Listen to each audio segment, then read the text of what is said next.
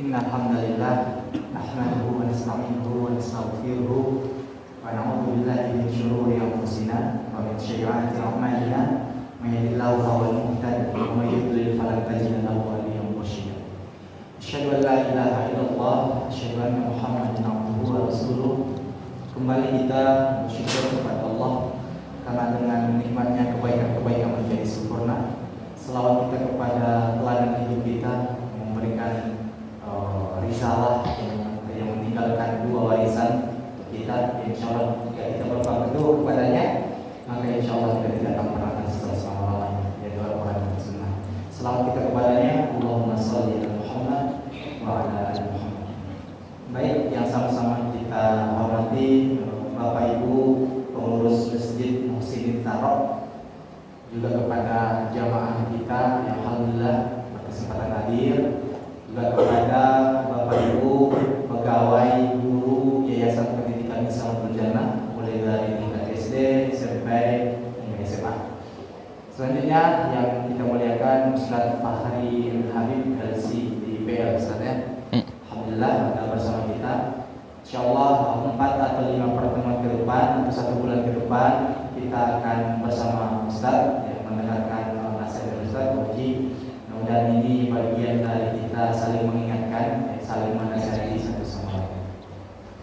Baik Bapak Ibu, sebelum kita mulai sedikit mungkin kita sampaikan bahwasanya kajian dua ini adalah merupakan program keislaman di Yayasan Pendidikan Misalul Jannah dan alhamdulillah sudah berlangsung bertahun-tahun.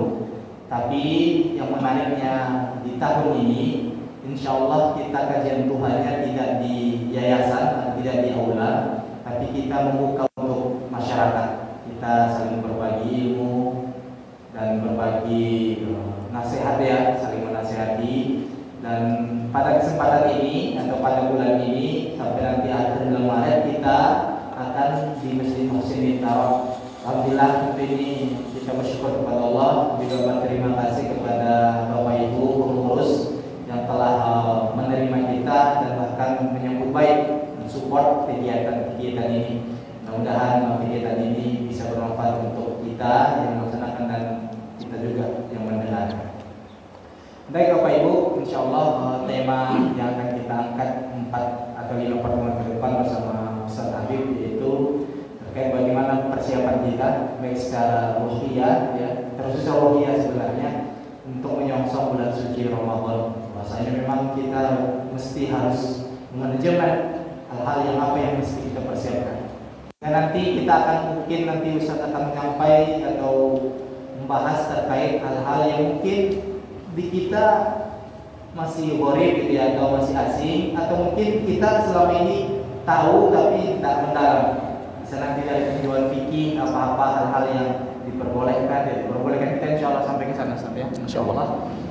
Jadi tanpa memperpanjang kata-kata mukadimah, langsung saja kita berikan waktu kepada Ustaz Habib, insya Allah sampai jam 9.30 kepada Ustaz Habib di persilahan.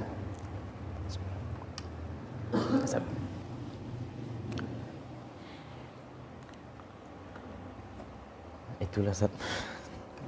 Boleh begitu Ustaz? Agak tinggi benar Ustaz. Soalnya lebih rancak ya. Suara lebih rancak. Tiangnya saja tu kan enak. Bisa direndah. Yang dirangkap bisa turun. Oh, dia tu. Jadi. Pakai tiang kau sajalah.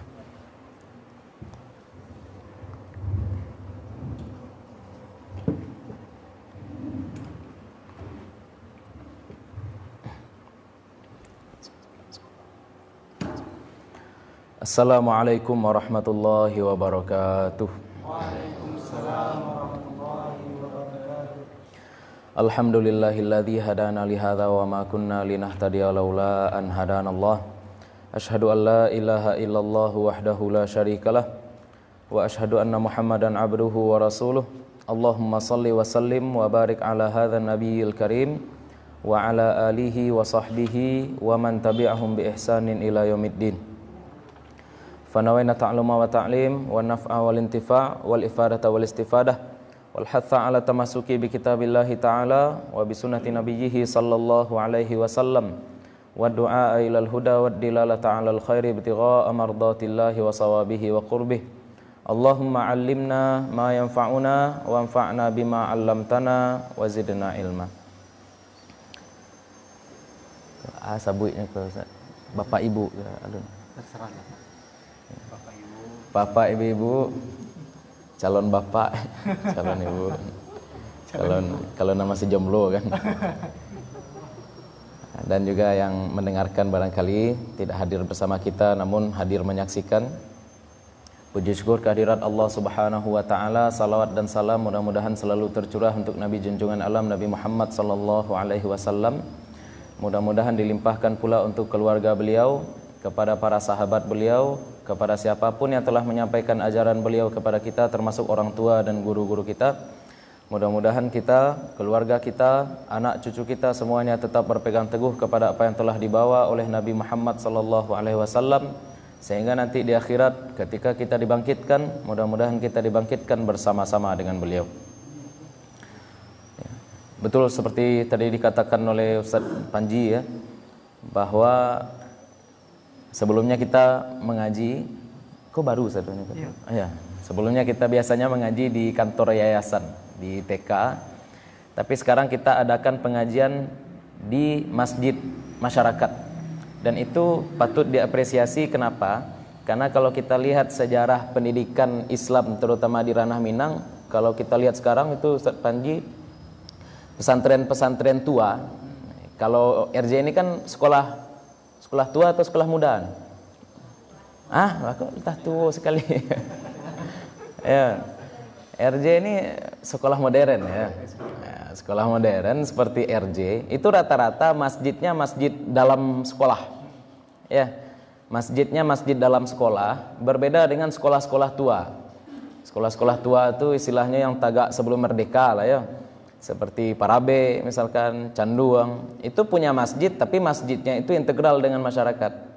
Jadi kalau sembahyang Jumat, Bu, terompa masyarakat tuh banyak aja nan hilang tuh. Siapa nan punya karajo tuh?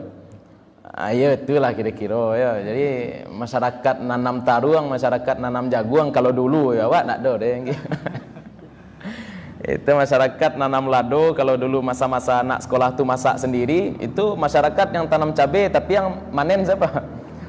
Dulu ya nah. Tapi yang namanya perkembangan dunia itu selalu berubah sehingga ada pergeseran, ada perubahan ya, untuk menanggulangi hal-hal seperti tadi.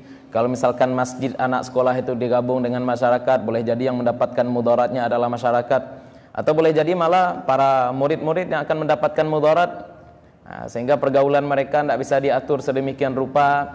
Dibuatlah seperti itu. Sekolah punya masjid di dalam sekolah. Tapi efek sampingnya apa? Masyarakat tidak merasakan efek dari adanya sekolah itu di tengah-tengah masyarakat. Jadi ada komplek masyarakat, ada sekolah di tengah-tengah masyarakat, tapi masyarakat itu sendiri tidak merasakan manfaat dari adanya sekolah di situ. Maka usaha seperti ini patut diapresiasi. Ya, kita hantarkan, kita tampakkan kepada masyarakat bahwasanya sekolah itu bukan seperti karambia condong. Ya, karambia condong lah tahu. Bahasa Indonesianya apa tuh, Ustaz? Karambir condong. Ya, batang karambia condongnya tumbuh di tanah hawa, tapi ketika berbuah jatuhnya ke mana? Itu karambia condong ya. Kalau bisa, karambia agak condong tapi diantahan kepada orang-orang yang ada di sekitar kita. Ya, berapa banyak sekolah Islam di Payakumbuh ya nak. Akan tetapi mungkin ya ada juga yang murid-muridnya dari luar.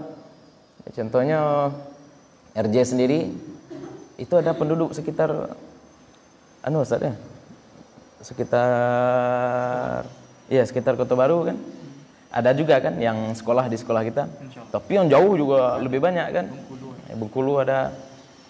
Tapi kok tasabui lo ada orangnya enggak, kok sekolah kok mencerdaskan anak luar enggak, tapi masyarakat sekitar enggak mendapatkan manfaat. Tidak bisa. Kita sekarang ini programnya bahwasanya kita juga memberikan manfaat bagi orang sekitar. Orang luar dapat, orang dalam dapat, semuanya dapat.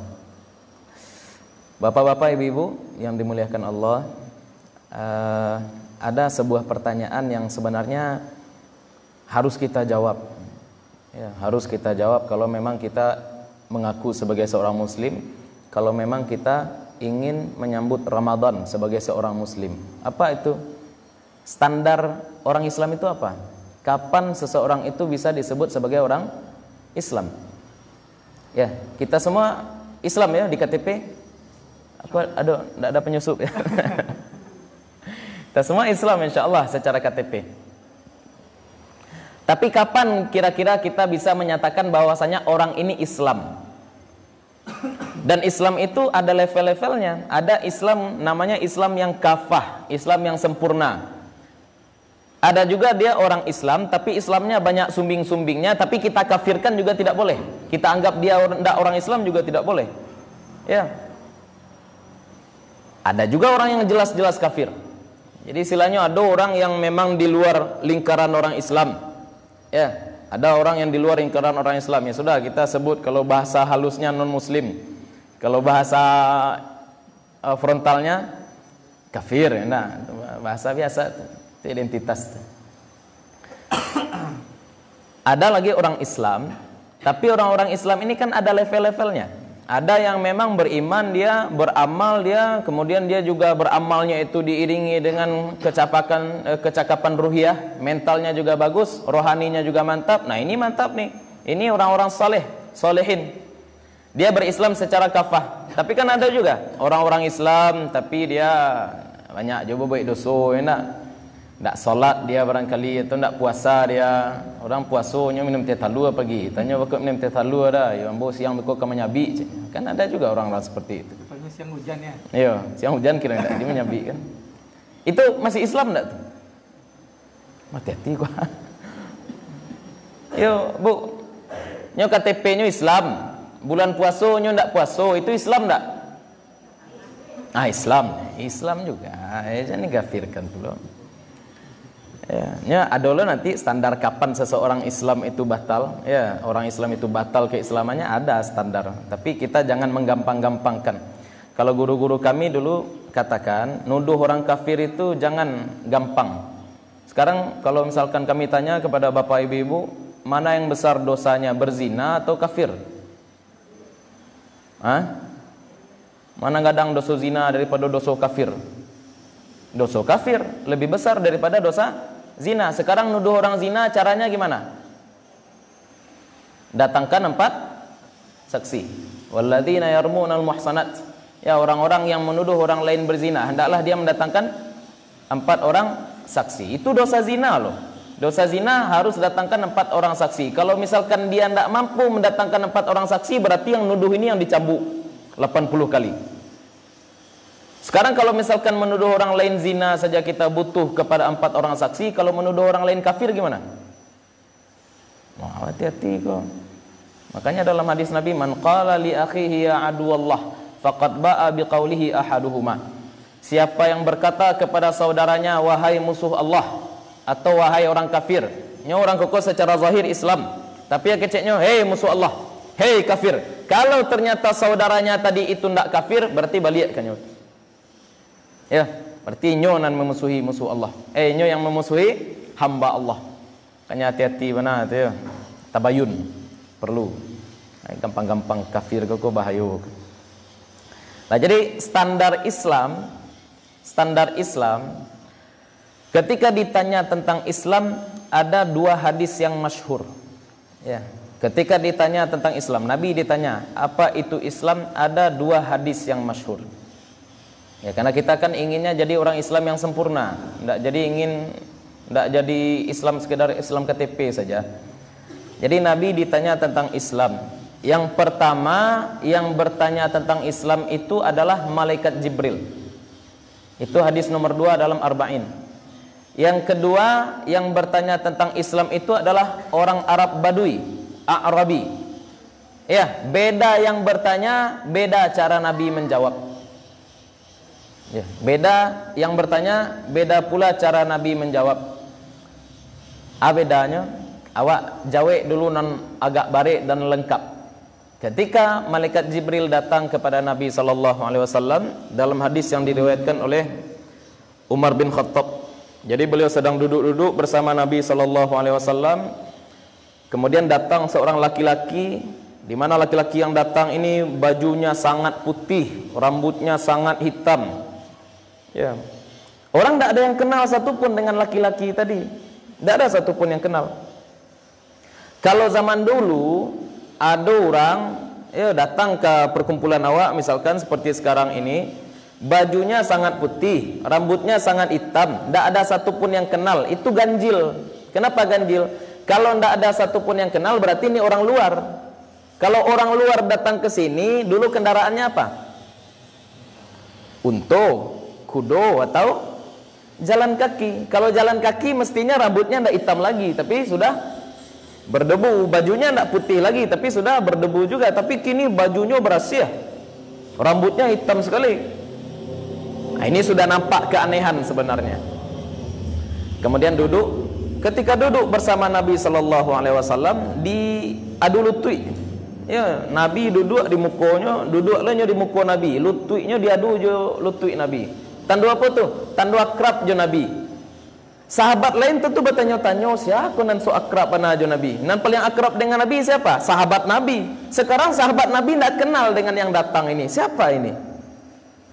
Ya, awak mungkin tak kajui lo, siapa orang kau? Duduk sini di muka Panji kan? Siapa duduk sini di muka sak Panji? Sok-sok kenalnya siapa kan? Awak lah merasa paling dekat je Nabi, ya tak? Ternyata ada orang yang lebih dekat dengan Nabi. Yang datang itu kemudian bertanya, akhbirni anil Islam. Apa itu Islam?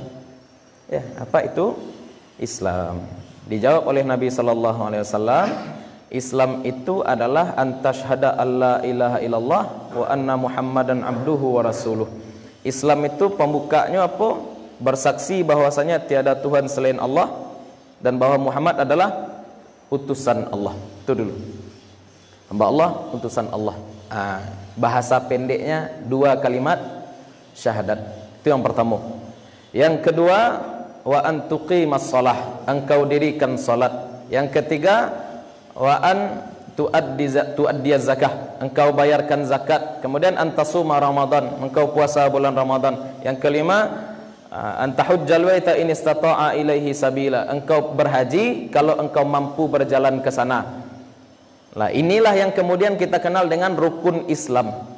Rukun Islam ada 5. Syahadat, salat, zakat, puasa, haji. Ini rukun ya, tapi yang wajib itu lebih daripada yang 5 ini sebenarnya. Rukunnya 5, tapi kewajiban utama kita lebih dari 5. Kadang orang-orang bertanya pada kami dulu, Ustaz, apa hukum umrah? Kalau ambo pribadi kan kalau ditanya tentang hukum umrah, maka ambo jawab hukum umrah sama dengan hukum haji.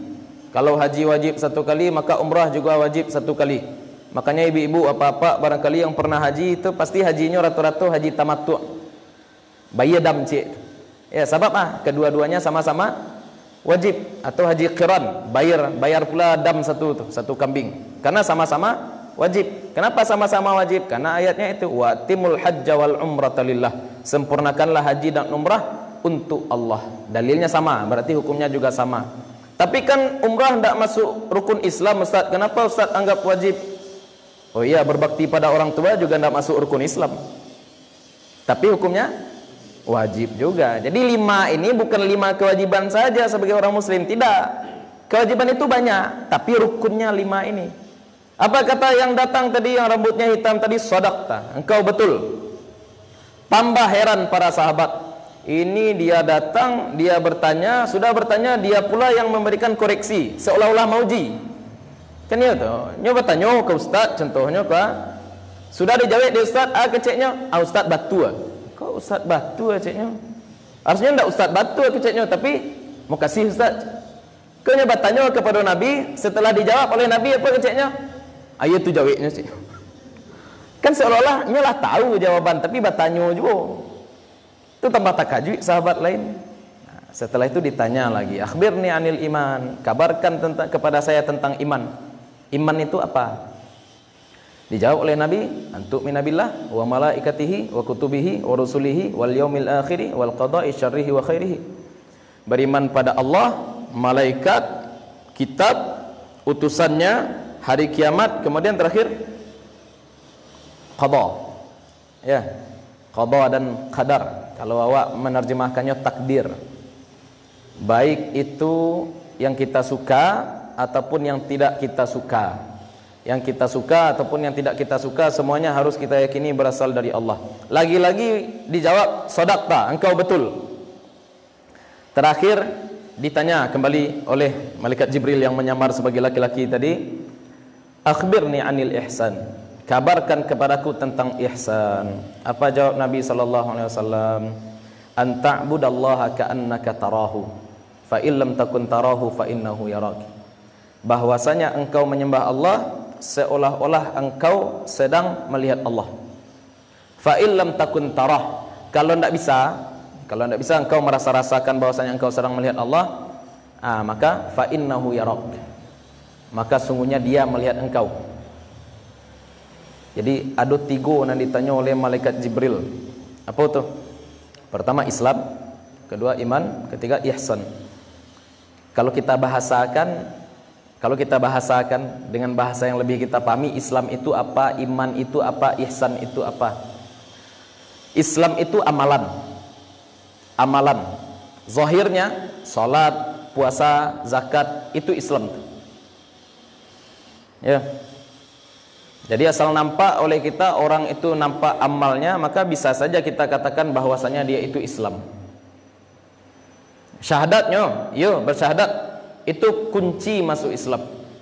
Bahkan ketika salah seorang sahabat berperang, ketika menang, lari orang kafir, dikajar orang kafir tadi. Ketika dapat dua orang kafir yang lari tadi, yang satunya dibunuh. Yang satunya lagi sebab melihat kawannya dibunuh, apa keceknya sebelumnya didabiah? Asyhadu alla ilaha illallah wa asyhadu anna muhammadar rasulullah. Didabiah lo, dibunuh lo. Pas balik kepada Nabi sallallahu alaihi wasallam, ba'a kabanyo nan badua lari tadi, kata Nabi. Yang satu saya bunuh. Yang satu lagi bagaimana? Yang satu lagi dia bersyahadat, kemudian saya bunuh. Kenapa engkau bunuh? Kata Nabi sallallahu alaihi wasallam. Karena dia bersyahadat sebab takut. Dia tidak bersyahadat karena mengakui Nabi, tapi dia bersyahadat karena takut. Kecik Nabi ketika itu, afatashuqqa sadrah, lah engkau balah hatinya, sehingga tahu engkau niat-niat orang bersyahadat kok. Lah engkau balah hatinya, bangih Nabi. Sehingga ketika itu orang kafir tidak kafir loh. Ini secara zahir lah Islamnya karena sudah bersyahadat. Yang tersalah dibunuh itu dibayar diatnya oleh Nabi, diat 100 onta. Iki dando. Sebab ketika dia bersyahadat berarti darahnya, hartanya terpelihara. Itu kunci Islam dia. Amal, nampak sajalah zahir dulu. Jadi bersyahadatnya, ini Islam tak tu Islam. Tapi lah sempurna atau belum? Kan itu kejiwaan. Sempurna atau belum? Kuncinya sudah dapat, oke. Tapi belum lagi sempurna. Nah, kemudian apa lagi? Ada iman. Iman itu apa saja? Iman itu 6 rukunnya. Ya sama seperti rukun Islam tadi. Rukun Islam itu 5. Tapi yang wajib kita amalkan lebih dari 5. Rukun iman 6. Tapi yang wajib kita imani lebih dari 6. Yo. Kau udah kita di siko kau lagi percaya kepada jin. Lagi percaya kepada jin. Percaya ada jin. Yo, tambah rukun iman. Jangan itu. Ya. Jin itu ada enggak? Ada, jin itu ada. Tapi ada jin itu dalam rukun iman? Enggak ada ya. Beriman dengan adanya jin tidak ada dalam rukun iman. Tapi adanya jin itu disampaikan oleh Nabi, disampaikan oleh Al-Quran. Jadi kita beriman pada Al-Quran, otomatis kita beriman kepada apapun yang disampaikan oleh Al-Quran. Dan salah satu yang merupakan cakupan Al-Quran yaitu adanya jin. Ya. Lai percaya ke Dajjal. Dajjal ko karihna suara ombo baca.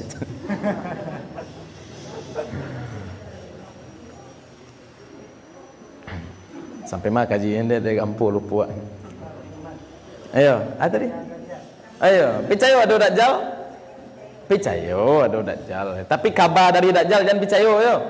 Sebab Dajjal itu asal katanya Dajlun itu artinya hoax. Kalau Dajjal berarti artinya tukang hoax. Dia lelok ko ibu-ibu nan tukang-tukang share-share berita di WA kalau alun jaleh batu ala share-share saja ko lelok. Ya ko direkam ambo takui lah buka-buka kabar-kabar hoax. Ya dulu ada ibu orang 0102 enak bercakap wak 0102. Kiranya kini 0102 berkawan nan bercakap dulu. Entahlah berkawan kini entah halun gara-gara apa tuh? Hoax. Jadi itu makanya guru-guru kita dulu majan kalau kacamata politik tu beda aja kacamata agama tu. Ya. Kebenaran mutlak tu dalam agama yo, dalam politik nak ada kebenaran mutlak. Dalam politik tu adanya probabilitas. Istilahnya Kepentingan mutlak. ya, bisa enggak? Kan udah itu ya, bisa atau enggak. Opportunity kalau dalam politik, enggak boleh pakai kacamata agama bahaya. Lah itu iman. Iman tu ya sebenarnya 6, tapi yang wajib kita imani lebih dari 6. Yang ketiga apa? Jadi itu tuh aspek keyakinan tu ya. Keyakinan tu di siku. Amalan itu zahir. Keyakinan di sini. Yang ketiga ihsan. Ihsan itu apa tuh? Ke rasul tu. Karena Nabi SAW katakan apa? Anta'budallah ka'annaka tarah. Ketika engkau menyembah Allah seolah-olah engkau sedang melihat Allah. Ketika Nabi katakan seperti ini, Nabi tidak mungkin menjelaskannya secara zahir, tidak. Tapi kok masalah rasul-rasul. Ketika kita beramal, ketika kita bekerja, seolah-olah kita sedang dilihat oleh Allah Subhanahu Wa Taala. Ini yang di sini semuanya guru atau ada yang pegawai? Ada pegawai juga ya, ada pegawai, ada guru.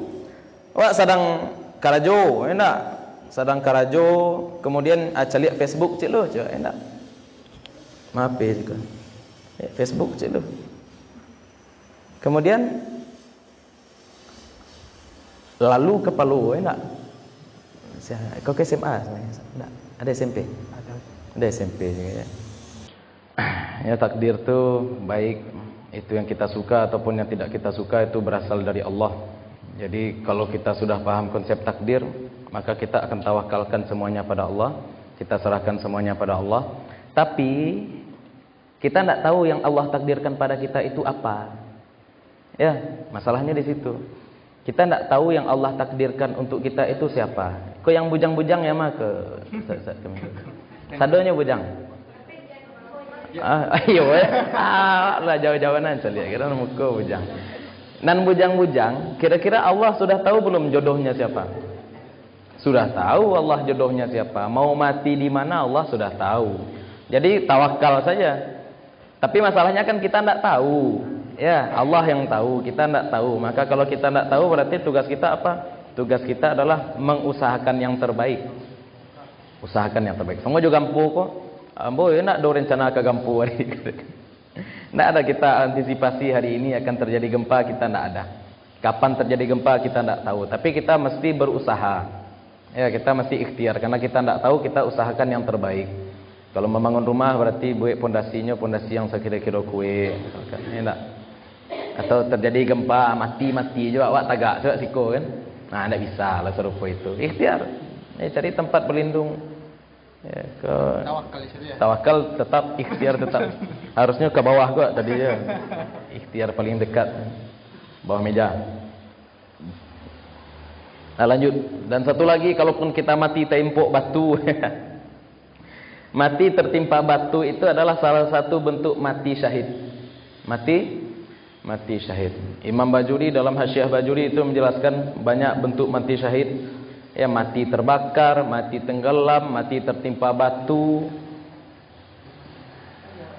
mati karena taun, karena wabah penyakit, itu juga termasuk mati syahid. Mati ketika melahirkan, itu juga mati syahid.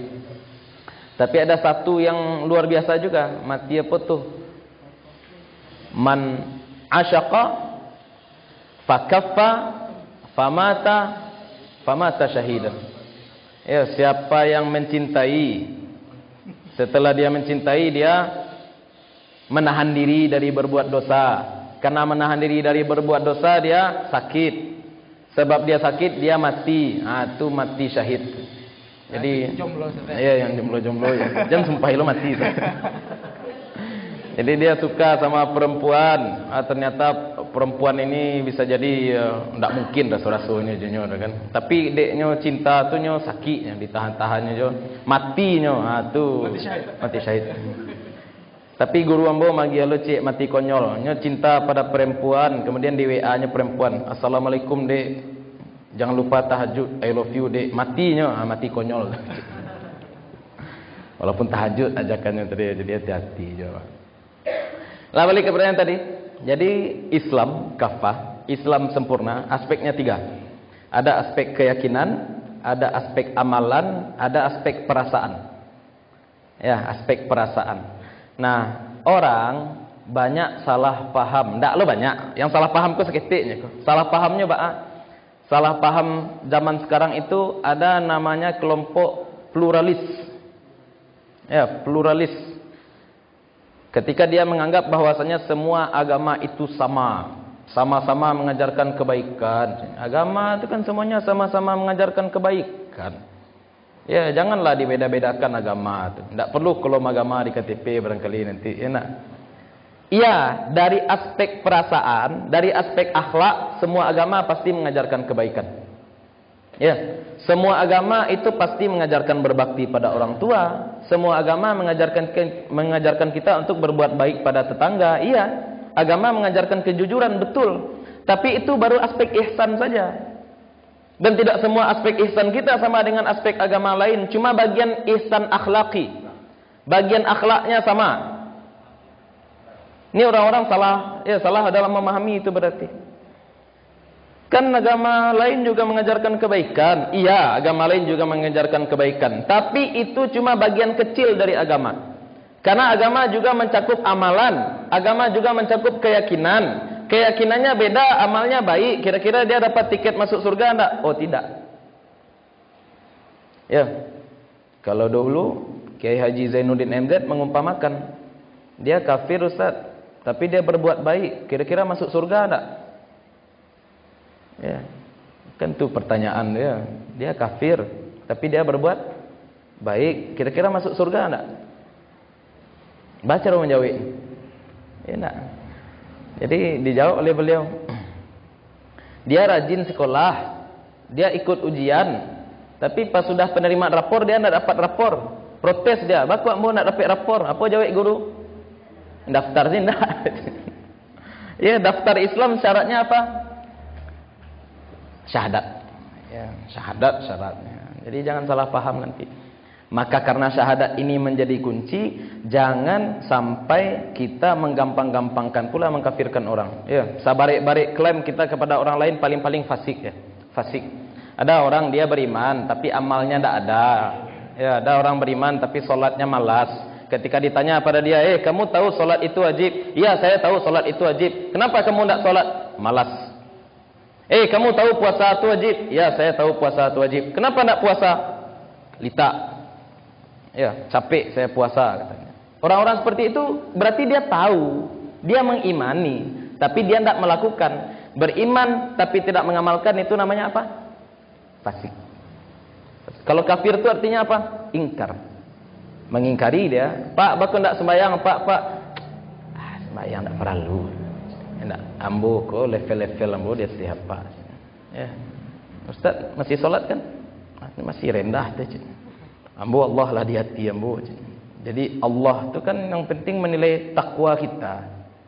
Allah menilai takwa kita. Enggak pun kita solat asal kita bertakwa, aku bayu, aku zindik. Ya, selangkah lagi kafir. Sama dengan perempuan, Kak, kenapa kakak enggak pakai jilbab? Yang penting tu enggak jilbab fisik. Yang penting tu jilbab hati. Ya, tu kaji-kaji makrifat tabaliyat tu ya. Hati-hati ke. Sama saja itu. Ya. Islam itu kalau memang kita mau menyebut diri kita sebagai Islam, jalan tiga-tiganya. Jalan tiga-tiganya. Ya, dalam solat misalkan kita yakin solat itu wajib. Ketika kita yakin solat itu wajib, kemudian kita laksanakan solat itu sesuai dengan rukunnya, sesuai dengan syarat-syaratnya. Apakah cukup di situ beriman dan mengamalkan? Oh enggak. Kita ingin agar amalan kita itu berbuah. Kalau kita ingin amalan kita itu berbuah, bagaimana caranya? Iringi dengan rasa khusyuk. Itu salat. Ya, kita imani salat itu wajib. Kemudian kita laksanakan solat itu sesuai dengan aturan. Yang ketiga, kita juga iringkan dengan perasaan. Kalau solat tidak diiringkan dengan perasaan, solatnya sah atau tidak? Sah juga solatnya, tapi buahnya tidak ada. Buah solat itu apa? Inna solata tanha anil fahsya'i wal munkar. Solat itu bisa mencegah perbuatan keji dan mungkar, betul. Tapi harus dua-duanya jalan. Ya, kalau misalkan kita buat gambarnya, di bawah landasannya iman. Di atas iman itu apa? Ada ibadah jasad, ada ibadah ruh. Ya Bu, manusia itu ada jasad dan ada ruh. Kalau jasad tanpa ruh apa namanya? Bangkai. Kalau ruh tanpa jasad apa namanya? Hantu. Kan iya. Ruh tidak ada jasadnya itu jadi hantunya. Jasad tidak ada ruhnya itu jadi bangkainya. Kini solat kita cuma solat jasad misalkan. Yo, Allahu Akbar, baca doa iftitah, baca al-fatihah. Tapi pangan awak kawisi misalkan. Wak dia sasak tadi. Wak sasak orang kamat loh. Kira-kira itu yang solat apa tuh?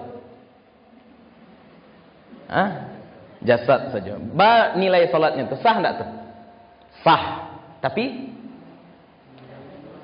iya, kali pangan bangkai itu. Ya. Oh, kok ada lu dawat. Ya, enggak jadi. Ada pula orang yang sebaliknya. Dia fokus pada aspek rohani saja. Solat ni enggak penting, yang penting hati kita khusyuk. Yang penting hati kita khusyuk. Yang model-model tadilah, yang penting jilbab itu di hati. Yang model-model itu tuh nama ibadahnya tuh ibadah hantu. Ibadah hantu. Nah, ada ibadah ini kedua-duanya. Ya, lahir, batin, berjalan, baru kemudian itu bisa disebut sebagai Islam yang kafah. Nah, karena tiga-tiga ini penting, aspek iman penting, aspek Islam penting, aspek ihsan penting. Kemudian sumbernya dari mana? Pasti dari Al-Quran dan hadis. Para ulama kemudian mengalih bahasakan tiga aspek ini menjadi ilmu. Kalau awak ingin iman awak mantap, ko ilmunya. Kalau awak ingin ibadah awak mantap, iko ilmunya. Kalau awak ingin ihsan awak mantap, iko ilmunya. Ya, iman itu keyakinan. Disusunlah ilmu agar iman kita kuat. Nama ilmunya ilmu akidah atau ilmu tauhid. Agunanya Bu, supaya keyakinan awak kuat. Itu ilmunya. Jadi wajib belajar ilmu akidah. Seminimal-minimal belajar ilmu akidah itu apa? Meyakini adanya Allah, wujudullah. Kalau dahulu guru-guru kalau mengajarkan tauhid pasti diajarkan dulu wujud. Allah itu ada. Karena itu pangkal dari segala iman yang akan kita pelajari setelahnya. Setelah itu apa lagi?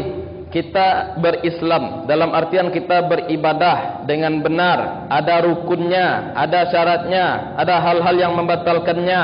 Maka disusun pula ilmu agar ibadah kita itu berjalan sesuai dengan aturan. Nama ilmunya fikih. Ya.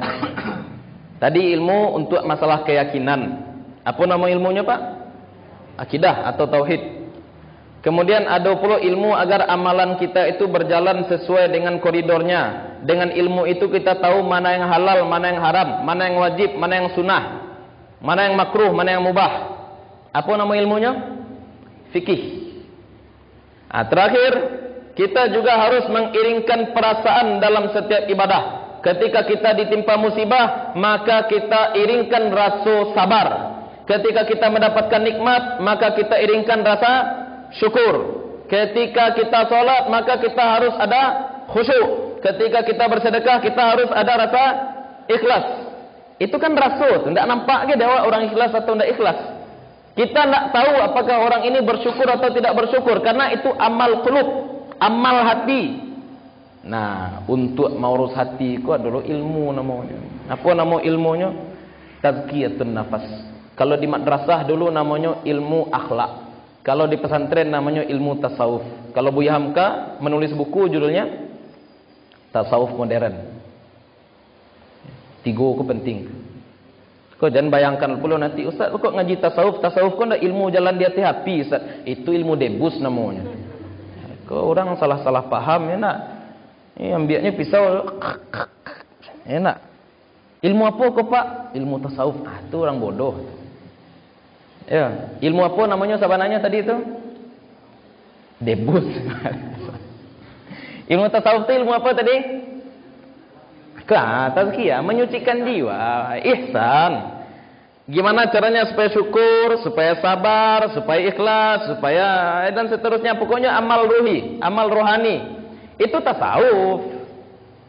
Jangan salah paham ya, kayak Ustaz kok li tasawuf laba jalan lu Ustaz dia tihaya. Itu tuh ilmu dari Allah, karamah namanya itu. Itu pembahasan ilmu tauhid itu ya. Tentang bagaimana Allah memuliakan beberapa hambanya. Kalau Nabi dimuliakan dengan mukjizat, kalau wali dimuliakan dengan karamah. Contoh karamah di dalam Al-Quran adalah kisah Siti Maryam. Siti Maryam itu Nabi atau tidak? Bukan Nabi ya. Tapi Siti Maryam yang mengasuhnya siapa? Nabi Zakaria. Nabi Zakaria mengasuh Siti Maryam. Siti Maryam disediakan kamar. Kamar ini tempat beliau beribadah. Setiap masuk Nabi Zakaria ke dalam kamar Siti Maryam, apa kata Nabi Zakaria? Kullama dakhala 'alaiha Zakaria al-mihraba wajada 'indaha rizqa. Setiap masuk Nabi Zakaria ke kamar Siti Maryam, selalu beliau mendapati sudah ada makanan. Padahal kalau ada yang mau ngasih makanan, yang ngasih makanan siapa? Zakaria. Tapi sekarang belum dikasih makanan, tahu-tahu sudah ada. Apa jawab Siti Maryam? Qalat huwa min indillah. Ini adalah dari Allah. Itu apa namanya tuh? Karamah. Kurang Ustaz, cerita karamah Ustaz, cik tu baru. Ada aja baru karamah lain dalam Al-Quran. Ada contohnya. Apa tuh? Ashabul Kahfi. Ibu-ibu lalu berapa lama taluk ibu? Hah? Ashabul Kahfi bukan Nabi. Tapi sekarang mereka tidur berapa lama? 300 tahun kalau hitung-hitungan tahun Syamsiah matahari, 309 tahun kalau hitung-hitungan tahun Qamariyah atau tahun Hijriyah. Ya lalu tapi jangan cubuan lo pokoknya. Wah, tes lo bara lama bisa lalu aja di itu lo betul. Itu karamah. Apalagi contohnya dalam surat An-Naml ayat 40 ketika Nabi Sulaiman ingin membuat terkesima Balqis, Ratu Saba. Ratu Saba ini mau datang kepada Nabi Sulaiman, tapi Nabi Sulaiman kan ingin membuatnya tadarru'. Tadarru' itu artinya ingin rendah hati. Ratu Saba kurang santiang bapak-bapak ibu-ibu. Kerajaannya rancak, adil, mau sejahtera. Akan tetapi salahnya kata burung hudhud, mereka tidak menyembah Allah. Kemudian Nabi Sulaiman kirim surat balik kepada Ratu Balqis. Kemudian Ratu Balqis bermusyawarah dengan siapa istilahnya? Wazir, para menterinya. Apa kata menterinya? Wak kirim sajalah hadiah kepada Sulaiman.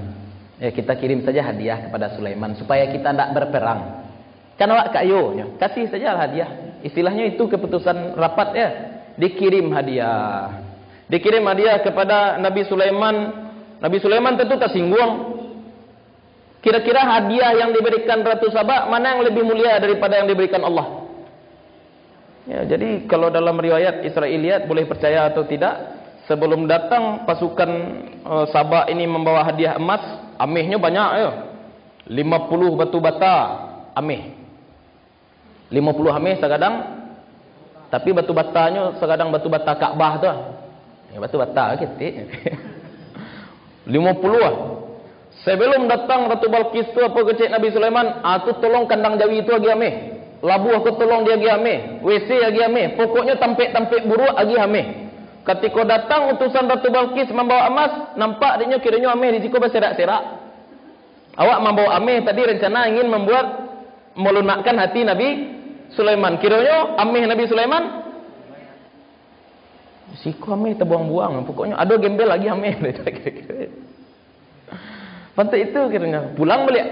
Jadi mau tidak mau ratu itu mana yang harus datang kepada Nabi Sulaiman. Tapi namanya ratu dia tetap punya rasa tinggi. Ketika dia punya rasa tinggi, Nabi Sulaiman ingin bunuh rasa tingginya tadi. Gimana caranya? Nabi Sulaiman kemudian buat sayembara. Siapa yang bisa membawa singgasana Balqis Ratu Saba itu ke istana Nabi Sulaiman. Nabi Sulaiman itu di Yerusalem, Palestina kini.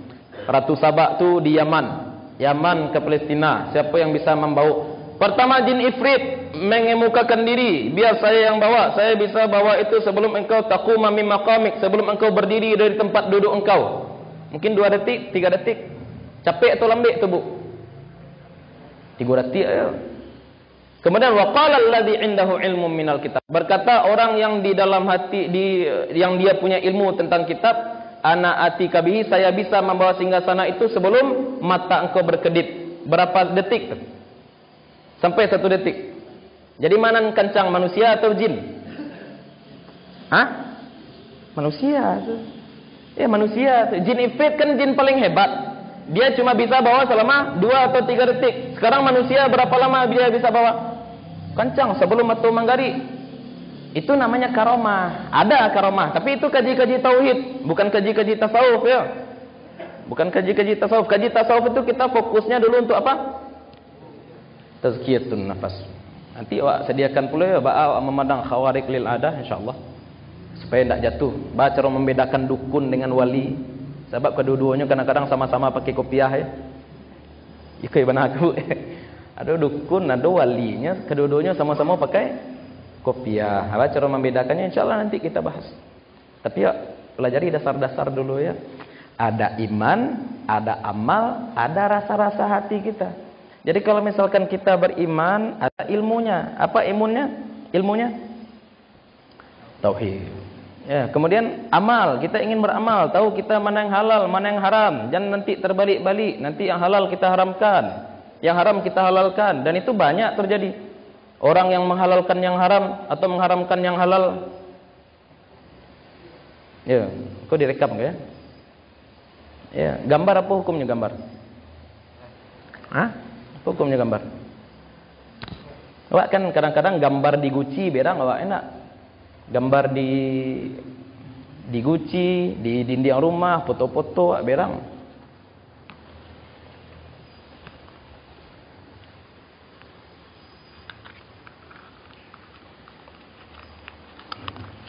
Baca di tuan. Tapi gambar di siku ndak berang dah nak. Hah? Ya, Bu. Keceknya ndak boleh gambar-gambar ceknya tak. Jadi kalau adonan punya Gucci, pacan Gucci-nya, adonan punya foto-foto di rumah, turunkan foto-fotonya. Foto nan di siku. Kumpul sama punya. Ambo kadang-kadang menemani itu ndak sah, dijawab pakai dalil payah, jawab saja garahan. Gambar ndak boleh, bawa psikopiti. Atu, nan gambar Soekarno lah. Dan nan gambar bawa ladiang lain. Ambo ya dahulu pernah lo mandi-mandi itu kaji-kaji gambar, tapi ambo jadi takana. Ketika Amr bin As datang ke Mesir, Amr bin As yang membawa Islam ke Mesir itu Amr bin As pada masa kepemimpinan Umar bin Khattab. Ketika Amr bin As datang ke Mesir itu piramid lah ado atau enggak ado? Ado piramid. Ado sping enggak? Sping itu patung enggak? Di piramid ada gambar-gambar enggak? Ada. Dihancurkan enggak oleh si Amr bin As? Enggak dihancurkan. Tapi bahasa Indonesia, diperbiarkan saja. Dibiarkan saja oleh Amr bin As. Padahal itu gambar, padahal itu patung. Kenapa dibiarkan oleh Amr bin As? Karena sudah tidak menjadi sarana peribadatan, tidak disembah lagi oleh orang-orang ketika itu. Karena orang-orang sudah jadi Kristen Koptik. Ya, ketika Amr bin As datang ke Mesir, orang-orang sudah banyak yang agamanya Kristen Koptik, bukan agama pagan lagi, bukan penyembah berhala. Itu contoh. Jadi itu tuh kan hal-hal yang saya kira-kira dapat memberikan brainstorming. Sebelumnya wah anggap iya haram sadonya, tapi ternyata oh kok riwayat kah? Kok sahabat Nabi kah? Mana lebih paham hadis awak atau sahabat Nabi? Iyo juga ya. Itu namanya adil. Jangan sampai haramkan yang halal, jangan sampai kita halalkan pula yang haram. Tidak boleh. Atau yang ribut, ya yang mungkin akan selalu ribut sampai kiamat, masalah musik. Musik, apa hukum musik? Haram, karena dalam salah satu hadis akan datang di akhir zaman orang yang akan menghalalkan seruling. Ini salah penerjemahan ya, dalam hadis itu mazayif. Mazayif itu artinya seruling. Seruling. Tidak semua alat musik. Yang dalam hadis itu cuma disebutkan apa? Seruling. Tapi ini kemudian diperluas menjadi semua alat musik. Efeknya apa? Efeknya nanti kita akan ingkari kisah Nabi SAW hijrah ke Madinah. Ketika Nabi hijrah di Madinah, Nabi disambut dengan syair. Nabi disambut dengan lagu. Ada ribananya, apa lagunya? Tala'al badru alaina. Kau ambo nak kampanye ya, dulu orang kampanye pakai lagu. Pakai rebana, pakai lagu, berarti ada musik yang halal, ada yang haram, ada juga. Jadi awak kini kau meletakkan sesuatu sesuai dengan porsi-porsinya saja.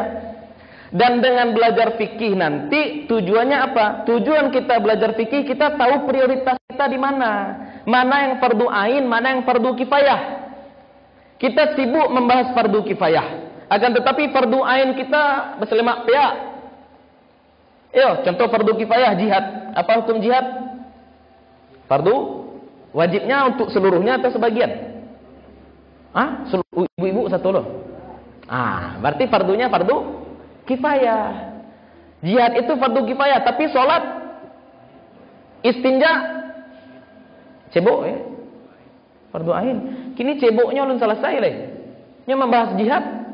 Kira-kira jihadnya diterima enggak? Ya, bacaan Al-Fatihahnya tabaan panjang pendeknya dari orang Minang. Ihdinas siratal mustaqim. Itu salah atau salah? Yang betul apa? Ihdinas siratal mustaqim. Tapi deknya orang Minang, Bu. Ko? Minun. Jadi kalau mustaqim apa dibacanya? Mustaqim. Nambo dengar suayan tu asalnya suayam. Ayam tabang tinggi. Makanya suayan tinggi itu rendah. Suayan rendah itu tinggi. Asalnya ayam ya. Tapi orang Minang ko M ko jadi N. Jadi ihdinas siratal. Kan gawat yang model-model itu. Kalau bacaan salat masih ihdinas siratal mustaqim. Allahu Akbar jihad. Ceritanya jihad.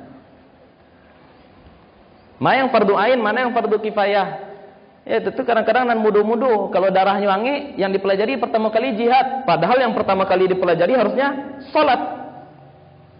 Kalau apa-apa lah tu, lain lah kajinya ketika baru-baru hijrah tu. Apa tu? Ketikanya baru-baru taubat, ketikanya baru-baru insaf, yang dia pelajari bukan salat, tapi poligami dulu. Ya, baru hijrah, poligami bahas. Cie itu belum selesai lah. Itu gunanya fikih. Agar kita tahu skala prioritas. Tahu kita mana yang patut didahulukan, mana yang nanti dibahas. Ya, yang pertama kali tentu ibadah yang paling sering kita lakukan dalam sehari. Ibadah yang paling sering kita lakukan dalam sehari apa? Salat. Termasuk perangkat-perangkatnya. Aurat, aurat, bersuci, ya, arah kiblat, waktu-waktu salat itu penting. Jangan yang lain-lain dulu, yang lain-lain juga penting, tapi ada waktunya. Dari mana kita tahu waktunya? Skala prioritas. Skala prioritas itu diatur nanti dalam ilmu fikih. Makanya kalau orang belajar fikih, pasti yang dia pelajari pertama itu hukum taklifi. Pertama taharah dulu. Bersuci. Macam-macam air yang bisa dipakai bersuci atau yang tidak bisa dipakai untuk bersuci. Salat. Salat wajib ada berapa? Abu? Ada berapa solat yang wajib? 6. 6 atau 5? 6. 5 wajib karena waktu. Subuh, zuhur, asar, maghrib, isya. 1 wajib karena nazar. Ada orang bernazar solat duha wajib tak solat duha jadinya? Wajib. Kalau puasa wajib berapa? Apa nih yang lo atakui asalnya? Puasa wajib juga 2 berarti. Tadi puasa apa? Puasa Ramadan tambah dengan puasa nazar. Ya, harta yang wajib dikeluarkan, akunan banyak. Infak wajib dikeluarkan. Ya, nafkah istri wajib dikeluarkan. Zakat wajib dikeluarkan. Sedekah wajib. Nazar wajib. Banyak. Puasa nanti ada pula tambahannya kafarat ya. Puasa kafarat juga wajib dilaksanakan. Ya, itu gunanya. Jangan nanti kadang-kadang orang banyak menilai zaman kini ya, menilai orang dari hal-hal ketik dalam agama. Ambo mohon maaf ke, ambo Pak Panji kaji di sekolah itu ambo bedakan dengan kaji di luar sekolah. Kalau kaji di sekolah bapak-bapak ibu-ibu joiko wak maja. Insyaallah ndak lo ambo tunggu anak-anak ke do. Tapi nandak wajib bagi orang Islam, bagi anak-anak sekolah kita wajibkan. Salat duha, apa hukum salat duha? Sunnah. Tapi anak-anak sekolah kita wajibkan. Tapi kita tidak menukar hukum Allah ya. Kita tidak menukar hukum Allah. Kita tahu itu sunnah, tapi kita wajibkan. Ya, kita haruskan anak-anak untuk sholat duha. Apalagi contoh lain, sholat tahajud. Apa hukumnya sholat tahajud? Sunnah. Tapi bagi anak-anak sekolah, kita haruskan. Ya, jadi wajib bagi anak sekolah. Kenapa? Apa hukumnya sholat tahajud? Anak sekolah menjawab, wajib. Kenapa wajib? Karena perintah ulil amri. Siapa ulil amrinya? Guru di sekolah. Ya, ambo contohkanlah ke bapak-bapak, ibu-ibu, apa hukumnya rambut pendek? Nan sunnah itu rambut pendek atau rambut panjang? Bagi laki-laki, aku agak payah aja. Aduh. Yang sunnah apa? Rambut Nabi berapa panjangnya? Ya, panjang rambut Nabi. Ada yang sebahu, ada yang ngecek saku dua. Pokoknya panjang. Kok kalau ada yang rambut panjang langsung DO ke? Ya, itu tidak masuk ranah wajib, ya. Karena kalaupun kita anggap itu sunnah, itu sudah sunnah. Ya. Kapan wajib anak-anak tuh rambutnya pendek? Kenapa wajib rambutnya pendek? Ulil amri, gurunya nyuruh, bapaknya nyuruh. Nabi dulu kalau naik ke masjid di tangga Nabi terompa atau pakai terompa naik ke masjid? Hah? Pakai sandal. Kenapa? Karena tanah lantainya.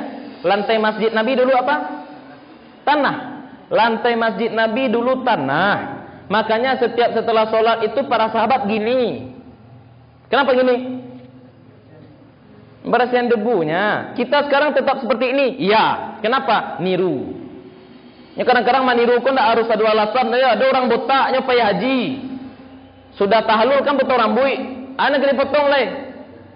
Baca caranya. Ambil silet laluan saja. Iya, itu tuh iktidak. Sekedar meniru dapat je pahala tuh. Dapat je pahala tuh. Tapi jangan cuba-cuba risiko. Ya, dicuba risiko betul. Ya, tak boleh RJ kemari lagi kecil ngurus ke. Enak. Tak seperti itu konsepnya, Bambang. Enak. Jadi istilahnya ada halal haram. Kadang-kadang halal haram itu bertukar dengan keadaan, bisa jadi bertukar dengan keadaan. Ambo lagi contoh ayo. Kau fikih kok. Tayamum. Yang diusap ketika tayamum itu apa? Muka, tangan. Ya. Famsahu biruusikum wa aidikum min, kata Allah surat An-Nisa ayat 43. Usaplah wajah kamu dan tangan kamu. Batih tangannya sampai mana? Sampai siku tangannya nak ke namanya? Sampai siku? Ketika Nabi mengecek, tutup seluruh tubuhmu kecuali ini dan ini, kecek Nabi. Kecuali muka dan tanganku sampai mana batihnya? Bakok beda. Ketika bau luak. Jadi coba ceritanya. Aku kok fikir kayak kalau dalam mazhab Syafi'i, kalau orang maliang potong tangannya sampai mana batih tangan yang dipotong orang maliang? Kok sama-sama tangan kayak, tapi permasalahan tangan dalam masalah aurat, dalam masalah wudu, dalam masalah tayamum ba'ah. Dalam masalah potong tangan jelas, ketika membahas masalah jinayat batasnya ini. Tapi ketika membahas wudu batasnya ini. Kira-kira tayamum itu dekatnya kepada jinayat atau kepada wudu? Wudu. Makanya dalam mazhab Syafi'i kalau tayamum sampai sini. Tapi kalau mazhab lain, contohnya mazhab Hanafi, enggak, kita ambil yang dekat. Tangan itu minimal batihnya sampai Wah. Pergelangan tangan ini batas minimal tangan. Maka yang diusap ya cukup tangan. Kalau di awak, biasanya pakai siko, enggak ada halangan. Tapi kalau misalkan Islam kita bawa ke Kanada, Islam kita bawa ke Rusia Utara, dakik-dakik kutub. Ya orang-orang Eskimo. Jaketnya jaket astronot. Jaketnya Taba. Ya, sekarang kita belajar wudu ya, anak-anak Eskimo, enak. Kita belajar wudu, ayo kelensengan lengan baju.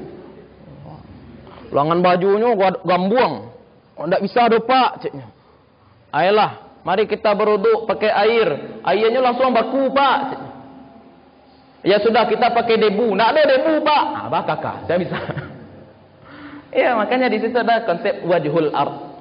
Ya, seluruh permukaan bumi bisa dijadikan sebagai media tayamum. Itu kadang-kadang jadi kalau ada ulama khilaf, itu khilaf bisa jadi rahmat. Di Indonesia kita mau bertayamum dengan debu tidak jadi persoalan karena banyak debu. Ya.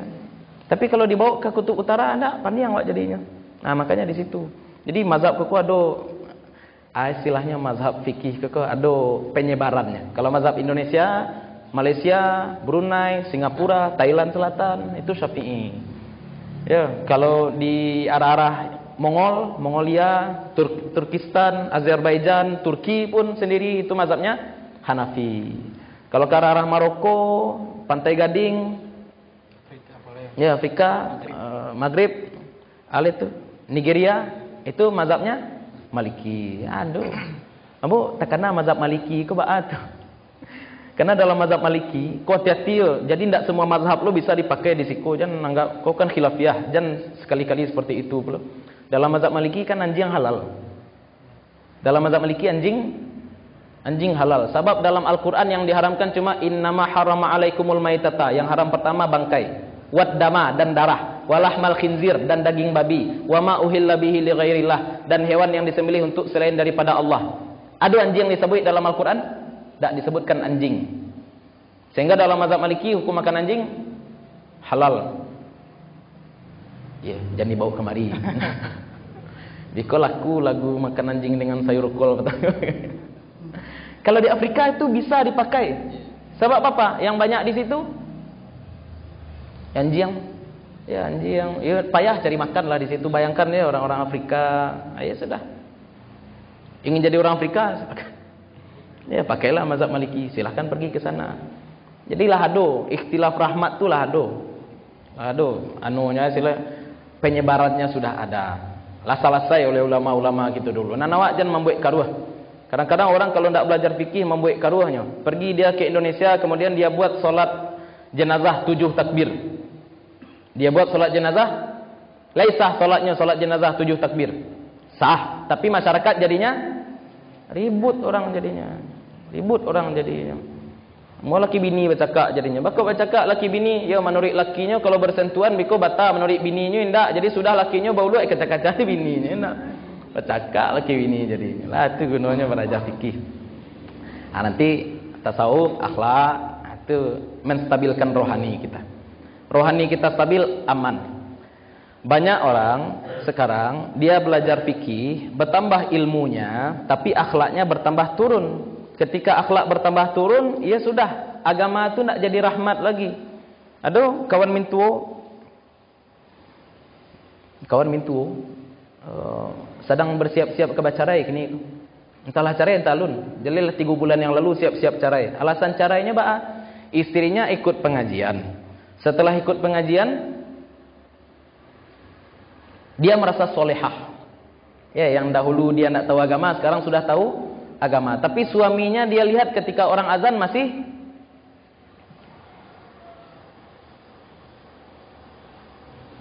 masih nonton orang azan. Jadi kecek bininya ini suami tidak bisa lagi jadi imam saya solehah. Suami saya penuh dosa. Ya, efeknya carai. Alun carai lalu tapi muamalah suami istrinya sudah tidak baik. Ketika lalu lakinya songgengannya misalkan, ya enggak. Ketika lakinya pergi kerja, bininya membudui. Ketika lakinya pulang, bininya membudui. Kecil lakinya, Josia bini dan mengaji kau. Tandunya lu ustaz kau. Kau saja ngaji ustaz kau bini dan pembudui. Besok tambah kurang aja jadinya lakinya tadi. Tapi kalau misalkan istrinya belajar mulainya dari stabilitas rohani, enak, akhlaknya baik. Jadi ketika dia berhadapan dengan suaminya tidak soleh misalkan, suaminya sholat di rumah misalkan, atau suaminya lambat-lambat sholat misalkan, dia tetap akan melayani suaminya dengan baik. Justru lebih baik daripada sebelum itu, karena dia sekarang sudah mengaji. Jadi suaminya pun akan bergumam, kok di mata sapu bini dan kusik. Ya, biasanya malah tak naik, ya biasa saja. Tapi sejak satu pengajian kok tambah elok, tambah ramah, tambah rancak servis bini yang bu. Siapa ustaznya tadi? Itulah ceritanya, enggak? Siapa ustaznya tu? Jadi ada istilahnya ibadah yang itu urusannya kita dengan Allah. Ada pula ibadah yang menjadi parameter orang lain dalam menilai kita. Orang tidak akan menilai berapa jumlah rakaat solat tahajud kita. Orang tidak akan menilai berapa banyak zakat yang kita keluarkan, sedekah yang kita berikan, tidak. Tapi orang nilai apa tadi? Akhlak kita. Maka itu dipeluan. Jadi aspek ketiga sejalan. Iman, Islam, ihsan. Ya, ilmunya apa? Tauhid, fikih, tasawuf. Terserah, mau sebut tazkiyatun nafas pun boleh, mau disebut akhlak pun boleh. Sekolah-sekolah dulu pasti ada tuh. Akidah akhlak kok satali. Ya, akidah kalau tidak melahirkan akhlak berarti ada yang bermasalah dalam akidahnya. Majelis taklim kalau tidak membuahkan ketawaduan bagi kita ketika belajar berarti ada masalah dalam majelis taklim tersebut. Ilmu semakin kita cari harusnya semakin membuat kita merasa bodoh. Merasa bodoh, tapi itu cuma merasa. Rasa bodoh akan melahirkan tawadu, tapi rasa pintar akan melahirkan takabur. Dan takabur itu yang dahulu mengubah seorang wali Allah paling tinggi, namanya Azazil. Gara-gara sombong, turun derajat, dipecatnya jadi wali Allah. Jadi siapa namanya leh? Iblis. Jadi kalau ada CV Iblis, jabatan. Dulu jadi apanya? Kepala malaikat. Ya, kepala malaikat di surga. Ya, dipecat. Alasan pemecatan sombong. Kena hati-hati mana. Stabil. Ya, tawadu, tazaru dan seluruhnya. Nah, itu tuh pembuka dulu ya. Pemetaan ilmu agama itu tuh pemetaannya ada fikih, ada tauhid, ada tasawuf. Sumbernya dari mana? Sumbernya dari Al-Qur'an. Bagaimana cara kita mengambil dari Al-Qur'an? Itu namanya ilmu alat lagi itu. Nah, ilmu alat insyaallah kita akan bahas pada pertemuan selanjutnya bagaimana cara memahami Al-Qur'an dan sunnah dengan benar sehingga kita tidak jatuh ke dalam pemahaman-pemahaman yang keliru. Wallahu taala a'lam. Saya kembalikan kepada Pak Panji. Baik, terima kasih kepada Pak Wahid telah memberikan kaji kepada kita. Jadi memang pembahasan kita ini sebenarnya luas. Bisa jadi mungkin Ustaz Habib ketika kita telepon kemarin Ustaz tolong materinya kayak masalah persiapan Ramadan itu sudah sedikit harusnya nggak segitu gitu Ustaz. Itu nggak salah. Insyaallah spesifik puasa pertemuan terakhir nanti. Spesifik puasa, masalah fidyah, qada semuanya. Jadi sangat luas Bapak Ibu dan tadi memang dari buka oleh Ustaz bagaimana memang Islam itu ya tadi kita mengenal ada tiga bagian cabangnya di Islam, iman dan ihsannya. Mana tadi dari beberapa kita sampai nanti definisi ilmuannya. Kita belajar tentang Islam, kita banyak belajar tentang tauhidnya, amal, dan fikih. Kalau iman nanti kita belajar tauhid, setelah akidah. Yang ihsan tadi nafs atau tasawuf. Banyak orang yang ada di tasawuf dia salah paham. Oke, kita lanjut. Pak Ibu kalau ada yang bertanya dipersilakan sebelum kita cukupkan. Gimana Pak Ibu? Ada yang bertanya? Ada yang trauma. Yang apa? Yang di online ada apa? Kalau ada yang bertanya di kolom komentar. Nah, gimana Pak Ibu? Sudah cukup ya? Maka ada kita cukupkan. Insyaallah kita lanjut di Jumat depan. Masih tetap bersama Ustaz Fahri Habib insyaallah di jam 8. Mohon maaf dengan segala kesilapan kita lengkapi dengan